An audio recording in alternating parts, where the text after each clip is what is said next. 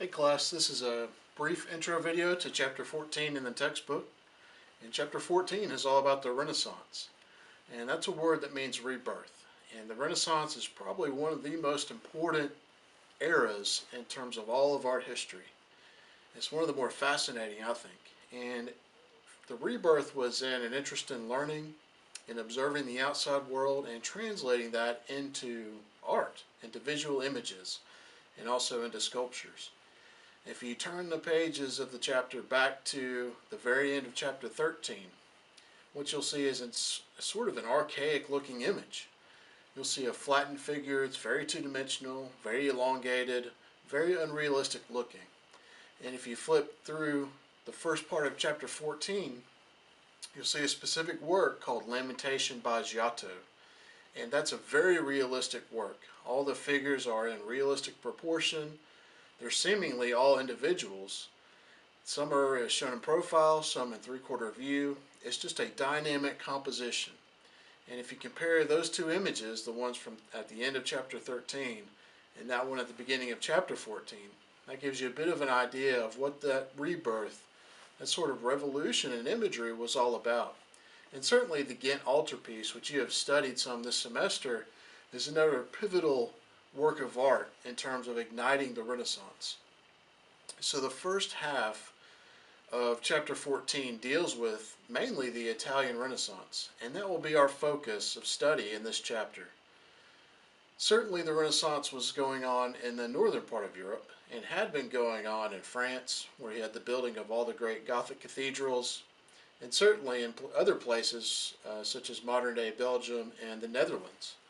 But the Italian Renaissance, I think, is perhaps the most interesting because you get works that are not only a combination of realism, but also a word called grazia, which means grace or beauty.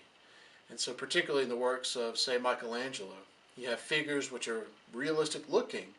They're not perfect, but they're realistic, but they're also very graceful, very elegant, and very beautiful. So I want you to study the works from the beginning of the chapter all the way up to the artist Albrecht Dürer. So I do want you to look at Johan van Eyck and Albrecht Dürer, who were artists of the Northern Renaissance, but you'll see that a majority of the works are from the Italian Renaissance. The Renaissance is one of the first eras in art history where the artist, the individual, becomes important. And so that's why I think it's very important to know not only the name of the artist, but also which works of art did that artist create. Artists began to be hired solely based on individual talent. So whereas before the Renaissance, an artist may be hired just because that artist makes a painting, or just because that artist makes a sculpture. Now specific artists are hired because they have a specific talent. So you begin to hire Leonardo or Michelangelo because as the patron you are in love with that artist's style.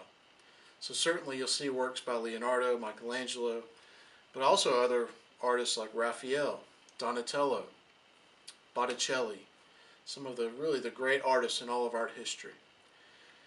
So you'll have a quiz on those artists, and then you'll have another assignment which deals with studying a film called Mystery of a Masterpiece, which is about a suspected Leonardo work.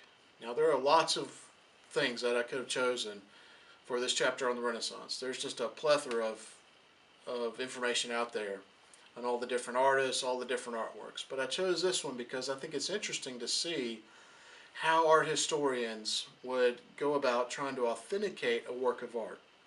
This is a work of art that's not signed. There's no real documentation about it.